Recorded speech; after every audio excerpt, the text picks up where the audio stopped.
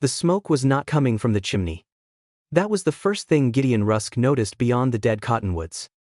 He pulled Barlow to a stop beneath the gray Kansas sky and stared across the broken fence line at a homestead most men would have called finished. The south fence leaned so hard the wire nearly kissed the frozen grass. The barn roof sagged under old snow. One side wall had been braced with hay bales and stubbornness. The house was low, sod and board, built by people who had meant to replace it someday and never found the money. But the yard had been swept. Not yesterday. Not last week. That morning. The broom marks ran from the kitchen door to the well in clean, narrow lines. Flat stones edged the path. A chicken coop on the east side had a new pine patch nailed across a split board. And behind the house, near a half wall of stacked sod blocks, a thin ribbon of smoke curled out of the ground. Gideon frowned. He nudged Barlow forward. The gelding stepped through the cottonwood break and stopped again on his own. His ears turned toward the smoke. It came from a garden bed. A garden. In January, Gideon had seen men lose farms with more machinery, more cattle, and more money than this place had ever touched. He had seen whole families quit a piece of land before the roof fell, before the well dried, before the last cow was sold. But here, in the coldest part of winter, someone had laid warm coals under stones beside a row of garlic shoots, thin as green thread. Someone was warming dirt. A woman stepped from the kitchen door before he could dismount. "Far enough," she called. Gideon looked up. She was not tall. Her dark hair was tied back hard. And she wore a man's wool coat too large for her shoulders. She held a long gun low but ready. Not waving it. Not showing off with it. A woman who understood that a warning did not need noise to be heard. Gideon raised both hands. "Name's Gideon Rusk. I own the spread south of here. I know who you are. Then you know I am not here to trouble you. I know you own cattle," she said. "That is not the same thing." The corner of his mouth almost moved. He stopped it. "May I get down?" "No." Barlow blew steam and lowered his head toward the trough near the barn. He sniffed once, then backed away without drinking. The woman saw it. "That water is from the shallow well," she said. "Even your horse knows better." Gideon looked toward the east, where a line of cottonwoods marked the creek. Running water. All year. That explains Harlan Voss. Her face changed only by a fraction. "You know that name. I know men like him. He offered $4 an acre. Land with year-round water is worth more than that." 12. She said. "At least. So you know what you have." "I know what my father left me." The wind moved through the dead cottonwoods, clacking the branches together like dry bones. After a long moment, she lowered the gun by an inch. "Tie your horse on the lee side of the barn," she said. "Come to the kitchen door. Not the front. And wipe your boots." "Yes? Ma'am." "Mara Ellery," she said. "Miss Ellery. Widow," she corrected. Not helpless. Inside. The kitchen was small, clean, and warmer than the yard. A kettle hissed on the stove. Above the latch hung an old bent nail, twisted sideways but holding the door chain like it had done so for 20 years. Gideon noticed it. Mara noticed him noticing. "My father bent that nail putting it in," she said. "Said he would fix it later." "Did he?" "No. It held." She poured him coffee cut with chicory and sat across from him. "Talk," she said. Gideon wrapped his hands around the cup. "I need creek access May through August. My herd has been ranging too far for water. And the federal man is tired of my cattle crossing where they should not. And I need what? Fence. Barn roof. A shored wall before the spring wind takes it. 2 men who know work. Materials paid by me. And the price. A creek use compact. Seasonal path only. 60 feet along the east boundary. Your house. Garden. Pasture. And deed, stay yours.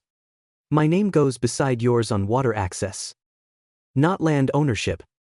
If Voss wants the creek, he has to come through both of us. Mara watched him without blinking. Why not wait until I am desperate? Gideon looked toward the window, where smoke still rose from the garlic bed. Because a woman does not warm dirt in January unless she expects something to live, he said. And if I waited until you broke, I would be Harlan Voss with better manners. Mara said nothing, but her hand moved to the bent nail by the door. And for the first time, Gideon thought she might let the gate stay closed, without standing behind it alone. Gideon Rusk came back 2 mornings later with a wagon full of cedar posts. Mara saw the wagon before she saw him. It rolled between the dead cottonwoods under a sky white with cold, carrying new wire, nail kegs, sauce, hammers, rope, and a side of bacon wrapped in brown cloth. 2 men rode behind it. She stepped onto the kitchen porch with her coat buttoned to the throat. I have not said yes. Gideon climbed down from the wagon.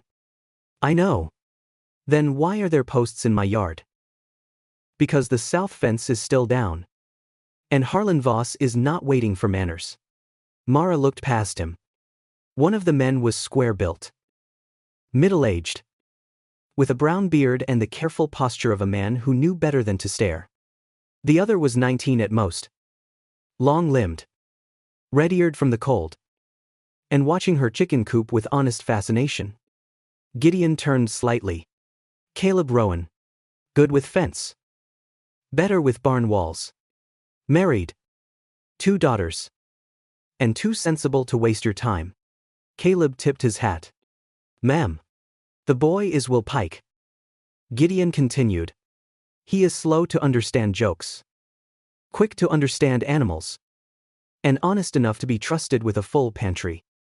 Will looked startled by the introduction, then tipped his hat too hard and nearly dropped it.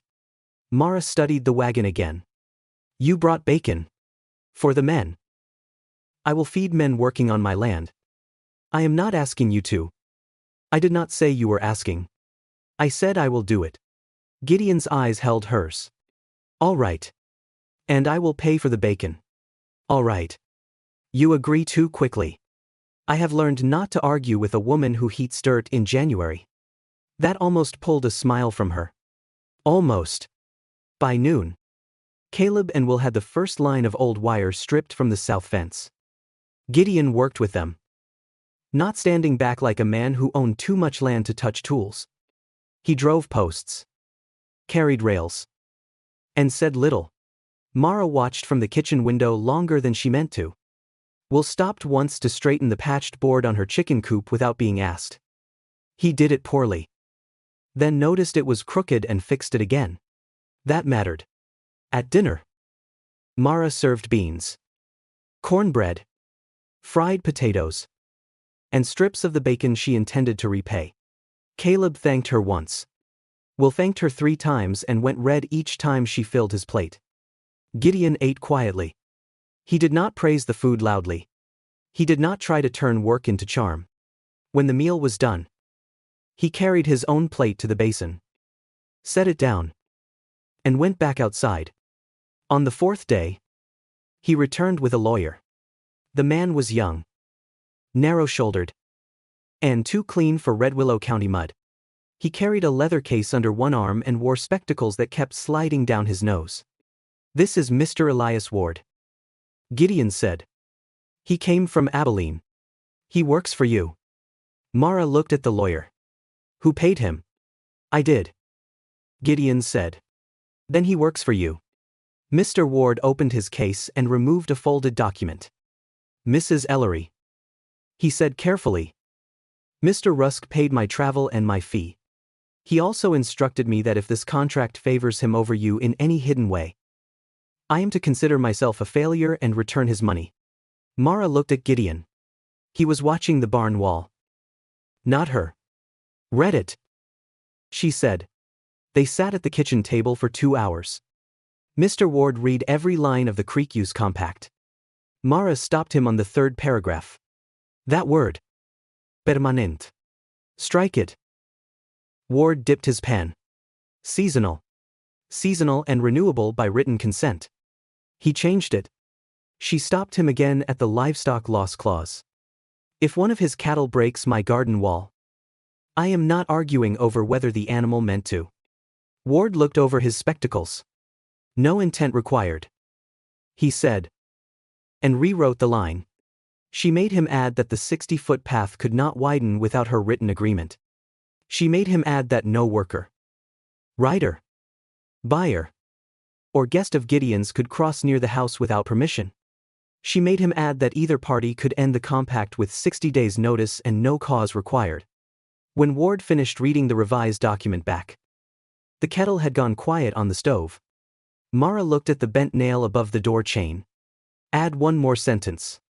Ward waited. No clause in this compact may be used to challenge ownership of the Ellery land. Gideon looked at her then. Ward wrote it down. Mara signed first.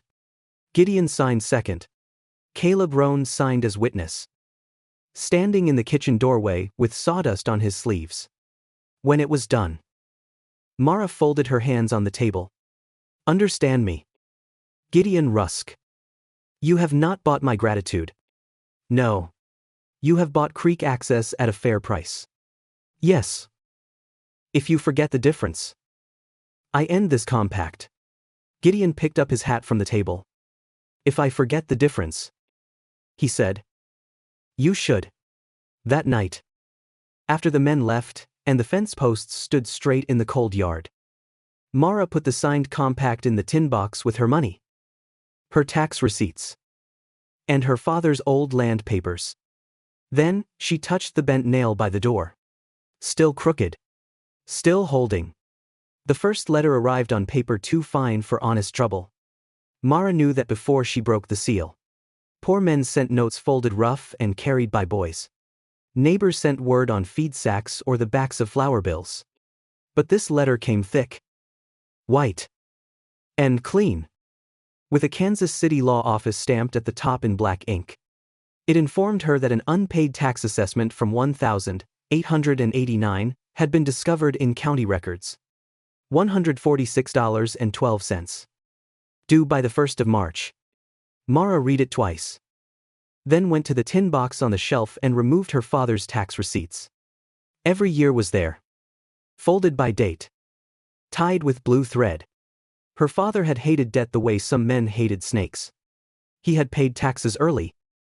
Kept receipts dry. And taught Mara that paper could be a fence if a person knew where to put it. The second letter came 3 days later. This one claimed her father had borrowed $40 against the south quarter of the property in 1878. With interest. It now stood at $318. Mara laughed once when she read it. Not because it was funny. Because Jeremiah Ellery would have eaten boiled leather before signing land against $40. The third letter was from Harlan Voss himself. Friendly. Warm. False as a painted window. He hoped she was keeping well. He regretted that old records could trouble a woman already burdened. His offer still stood. $4 an acre. Cash. No questions about taxes. No fuss over old loans. A man with means. He wrote. Could make problems disappear. Mara folded all 3 letters and set them in the stove. She watched until the edges curled black. Then she put on her coat. The walk to Gideon's place was shorter across the back pasture. But the creek ice was slick and the wind cut hard enough to make her eyes water. She crossed anyway. One hand in her coat pocket. The other holding her balance against the empty air. By the time she reached the Rusk yard, Gideon was in the south barn fitting a new wheel hub onto a buckboard. He saw her boots first. Caked with snow. You walked? I did. You should have sent Will. I needed the walk. He studied her face and set the hub down. Come inside. This will not take long. Yes. He said. It will. His house was larger than hers. Warmer too. But it carried the plain loneliness of a place kept by a man who had learned order without learning comfort. No curtains. No extra chair by the stove. No useless thing kept simply because it pleased the eye. He poured coffee. Tell me. She told him everything. The tax assessment. The false loan. The friendly letter that smelled worse than both of them. Gideon listened without interrupting. When she finished, he set his cup down and lined it with a scar in the table. He saw the compact filing. So, he changed tactics. Yes. From fence cutting to paper. Paper is cleaner. Gideon said. Men can rob you at a desk and still sleep under a quilt. Mara's hands were steady around her cup. She noticed that and took some pride in it. Can he finish it? He can try. Calvin Strake, the county assessor, can be bought for less than a good saddle. Voss likely owns him. The loan note will be forged. The tax record will be planted. Then he finds a judge 2 counties over willing to hear an emergency petition before you know you are being sued. And then you wake up one morning, with your land already half stolen. Mara looked into the black coffee. What do we do? We answer paper with paper. Ward comes back. He takes every receipt you have. He files fraud against Strake. Challenges the note. And asks for an injunction before Voss can move. That is expensive. Yes. I cannot. Stop. Gideon's voice was quiet. But it cut clean. This is not charity. If Voss takes your land, he takes my water access. I am protecting my interest. She looked up. And if I were already desperate, would you still call it your interest? No. He said. I would call it waiting too long. The answer left no easy place for her pride to stand. He cooked supper himself. Beans. Salt pork. Biscuits that leaned more toward duty than pleasure. Mara ate without complaint. When he washed the plates, she rose and dried them. Their hands touched once over a tin cup. Neither of them moved quickly away. Neither of them spoke of it. 2 days later, Elias Ward returned. By the end of the week, he had filed 3 complaints in open court. By the next Monday, Red Willow County was talking. And by Saturday morning, a thin rancher named Anton Valev rode up Mara's lane with his hat in his hands and 3 letters folded in his coat. Anton Valev sat at Mara's kitchen table as if the chair might ask him for money. He was a thin man with pale blue eyes and hands that trembled around the coffee cup she gave him. Not from cold. The stove was hot enough to sweat the windows. This was the tremble of a man who had counted every sack of flour left in his pantry and found the future coming up short. Mara set her own cup down. Show me the letters. Anton drew them from inside his coat. 3 sheets. Fine paper. Clean ink. The same false courtesy. Mara read the first. Unpaid tax assessment. The second. Old loan against the North Quarter. The third. Harlan Voss. Friendly as a knife wrapped in cloth. Offering $4 an acre and the removal of all difficulties. How much do you truly owe? Mara asked. Anton looked at the floor. $23 at the feed store. 9 to Dr. Vale for my wife's medicine. Nothing else. And the letters say 270. Of course they do. He looked up then. Miss Ellery. I cannot pay a lawyer. You can pay in eggs. He blinked. Eggs. Or fence work. Or corn, when summer comes. Mr. Ward will be here Tuesday. You will bring every receipt you own. Every tax paper. Every note your father kept, if you still have them. Anton's eyes filled. Though no tear fell. I did not come to ask charity. Good. Mara said. Because I am not offering it. I am offering terms. By the next week. Another wagon came. This one carried Martha Keene and 2 children wrapped in patched quilts. Martha did not climb down at first. She sat at the south gate. Hands on the reins. Looking at the house as if it were a courthouse and a church both. Mara walked out to meet her. You are Mrs. Keene. My husband is sick. Martha said. He has not stood more than an hour since Christmas. A man came with letters. He said if we do not sign by March, we will be in court by April and on the road by May. What do you owe? $60. Feed store and doctor. What do they say you owe? $396. Mara opened the gate. There is coffee. Inside. She gave the children biscuits with apple butter. The little boy ate his in 3 bites and stared at the plate as if more might appear if he respected it enough. Mara put another biscuit down without speaking. Martha watched that more closely than she watched the stove. I can pay you back, she said. I know. You do not know that. I know you came here before you signed. Mara took the tin box from the high shelf. She counted out $60. Then took a sheet of paper and wrote the amount herself. Martha stared.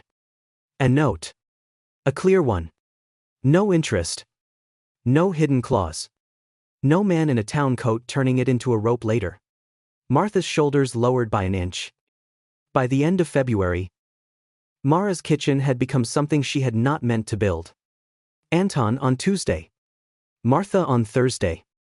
The Goss brothers on Saturday morning with tax papers wrapped in oilcloth. Old Mrs. Bell with a receipt from 1,874, and no patience for fools. Elias Ward came twice a week and used the far end of Mara's table as an office.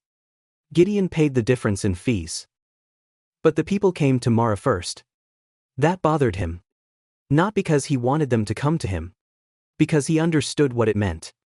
You have made yourself larger in Voss's eyes, he said one evening, standing near the stove while she stirred stew. I know. Larger targets are easier to find. They are also harder to pretend you missed. He watched her for a long moment. Then he took a folded map from his coat and laid it on the table. Ward had a man look into Voss. He is not working alone. Mara wiped her hands and came closer.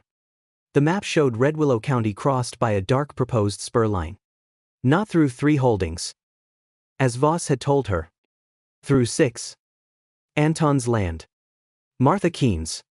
The Goss place. 2 others. Hers. Chicago Syndicate. Gideon said. They squeeze small holders out cheap. Then sell the right-of-way high. Mara looked at the line cutting through her creek. So Harlan Voss is only the hand. He is the hand we can see. Outside the window. The cottonwoods still looked dead. But on the nearest branch, a hard little bud had appeared. Dark against the winter sky. Mara saw it and placed one finger on the map where her south gate stood. Then we set them see more than one hand pushing back. Harlan Voss came up Mara's lane on a Tuesday morning with 6 men behind him. Mara heard them before she saw them. Not the hard charge of men who wanted surprise. A slow approach. Hooves spaced and steady. The kind of riding meant to be heard from the kitchen, the barn, the winter garden, and every corner of a woman's fear. She set the spoon down beside the lard pot. Through the window, she counted 7 horses. Voss rode in front on a tall gray. Behind him came 6 men in a loose fan. Coats heavy. Faces set. Hands too visible near what they carried. One smaller man rode near Voss's left with a leather satchel across his lap. A notary? She guessed. Or something pretending to be one. Will? Mara called. The boy looked up from splitting kindling in the yard. You see them? Yes. Ma'am. Go out the back of the barn. Take June. Ride to Mr. Rusk. Tell him Voss is here with 6 men and a paper man. Tell him I am at the south gate. Will dropped the axe. For once. He did not ask a question. Mara went to the kitchen door and took her father's old rifle from the corner. She did not hurry. Hurrying would give the morning more fear than it had earned. She pulled on her coat, tied her hair back with a leather strip, and stepped outside. The south gate stood where the lane met her property line. Tom Riley. No. Caleb Rowan. Had rehung it straight 2 weeks before. The chain crossed the middle rail. The old bent nail held the loop the same way it had held every hard thing placed on it. Crooked. Reliable. Mara laid her left hand on that nail and stood on her side of the gate. Voss stopped his horse on the lane side. Mrs. Ellery, he said, removing his hat. Mr. Voss. You look well. I had heard Winter was treating you hard. Winter does not lie to my face. I prefer it. The small man with the satchel looked down quickly. Voss's smile thinned. I came to clear away misunderstanding. You brought 6 men for misunderstanding. I brought witnesses. You brought pressure. The men behind him shifted. But Voss lifted one gloved hand and they stilled. I am offering $6 an acre. He said. Coin today. More generous than my first offer. And more than this place will bring once the legal matters begin to settle against you. My legal matters are doing fine. For now. Mara let the wind move between them. Then she said. What is this land taking from me today that you would not take twice from me tomorrow? The smile left his face. Be sensible. No. You will sell. Mrs. Ellery. Today for $6 an acre with goodwill. Or by April for less, after the fence goes down. The cattle scatter. The barn burns.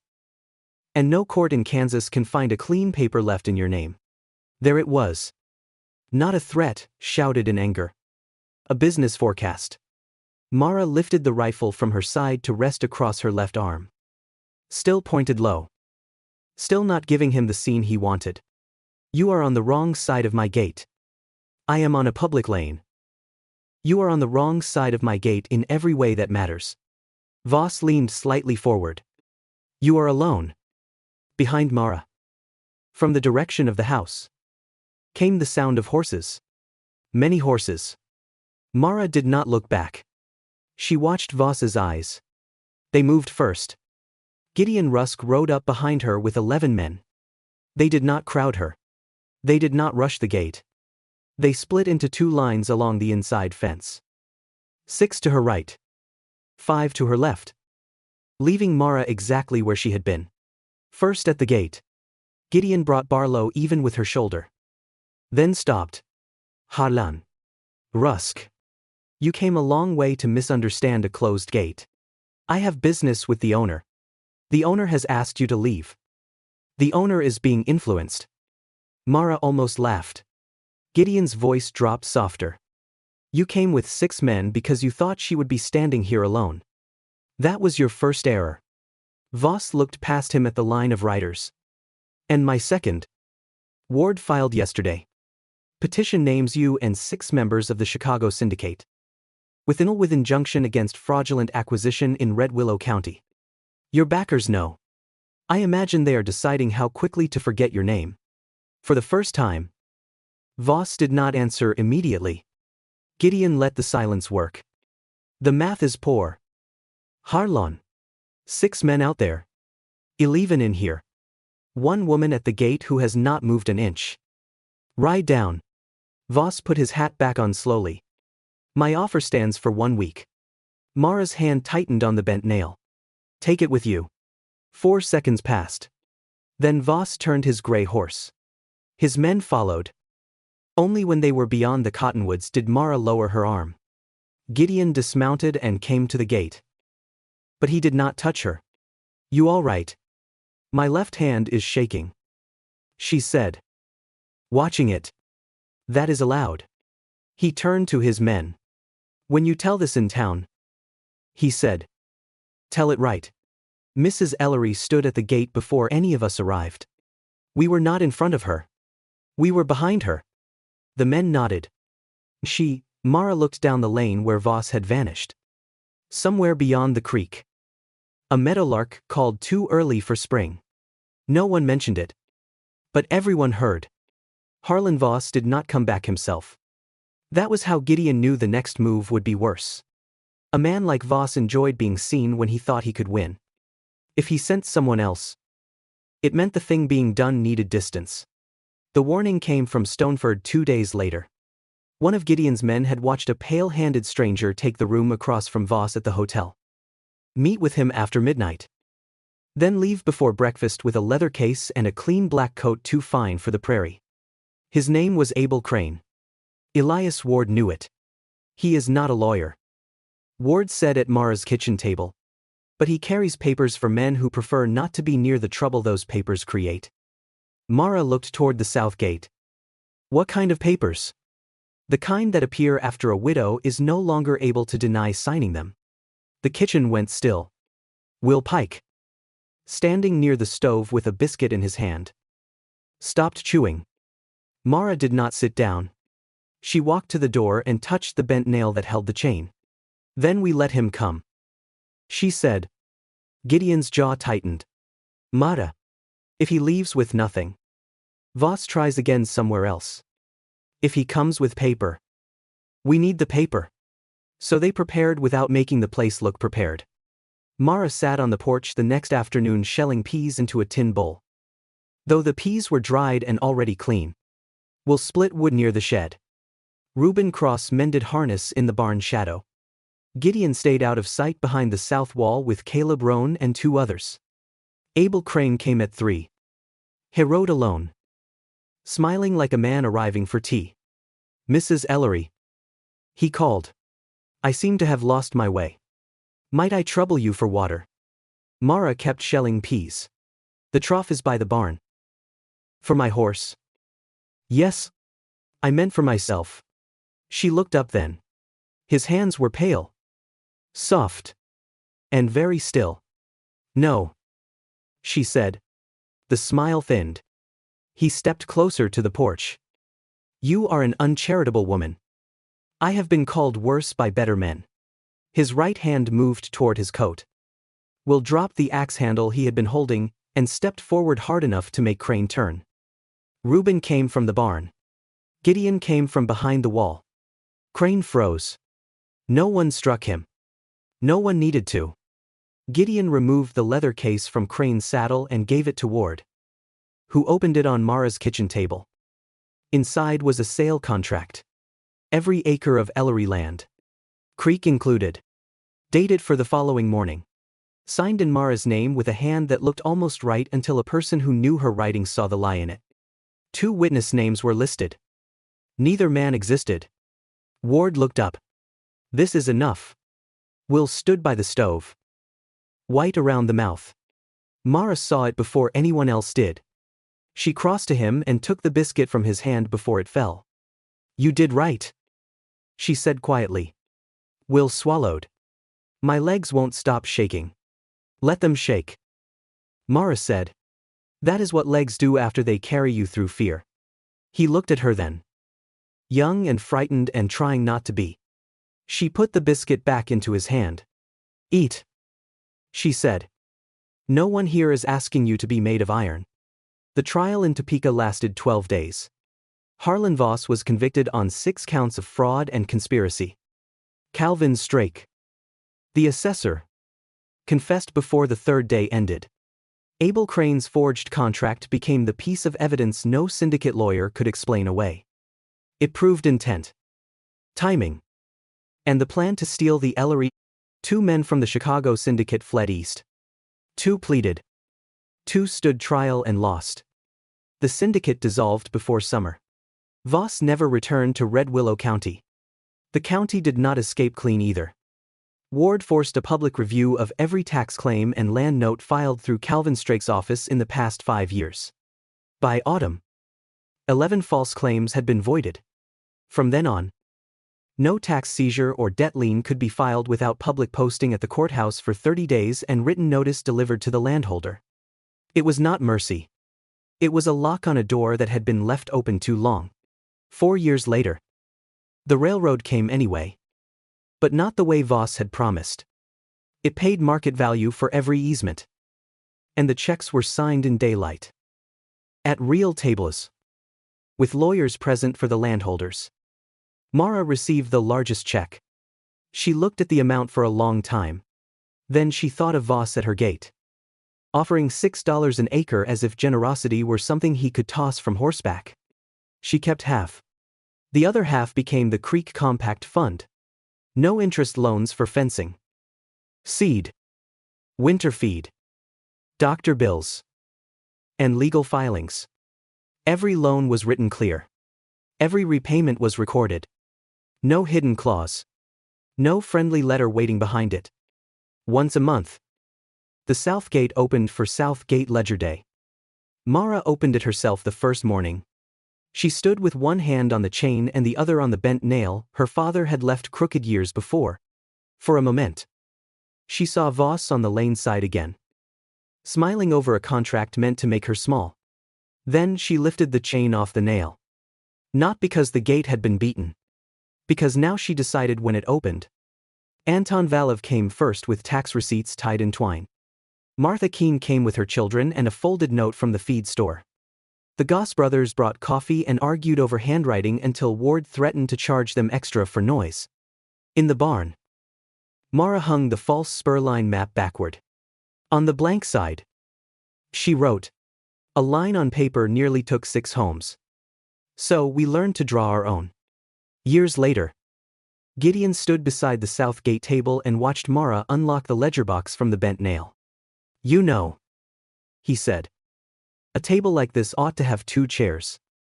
It does. I mean every month." Mara looked at him.